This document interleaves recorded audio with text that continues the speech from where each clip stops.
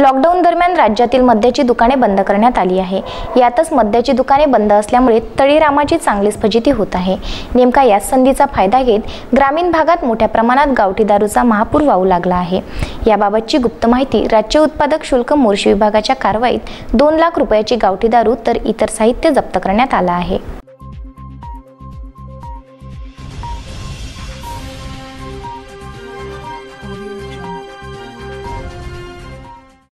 पहिल्या टप्प्यात दिनांक 14 एप्रिल पर्यंत लॉकडाऊन करण्यात आले होते।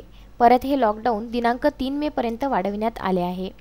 संपूर्ण संचारबंदी लागू करण्यात आली असून या लॉकडाऊन दरम्यान राज्यातील मद्याची दुकाने बंद करण्यात आली आहे। मद्याची दुकाने बंद असल्यामुळे तळीरामाची चांगलीच फजिती होत आहे। नेमका याच संधीचा फायदा घेत ग्रामीण भागात मोठ्या प्रमाणावर गावठी दारूचा महापूर वाहू लागला आहे। याबाबतची गुप्त माहिती मोर्शी येथील राज्य उत्पादन शुल्क विभागाला मिळताच बेनोडा पोलीस स्टेशनच्या हद्दीतील इत्तमगाव शिवारात पोलिसांनी धाड टाकून 2,11,000 रुपयाची गावठी दारू पकडण्यात आली आहे। लोणी येथील गावठी दारू व्यावसायिक युवराज वायमोरे, गोवर्धन परतिती यांना दारू तयार करताना पोलिसांनी पकडले असून त्यांच्या ताब्यातून 7,960 लिटर मोहा सांडवा तसेच 100 लिटर गावठी दारू व गावठी दारू निर्मितीचं साहित्य असा एकूण अंदाजे 2,11,000 रुपयांचा मुद्देमाल जप्त करण्यात आला आहे। ही कारवाई अमरावती राज्य उत्पादन शुल्क विभागाचे अधीक्षक राजेश कावडे यांच्या मार्गदर्शनाखाली करण्यात आली।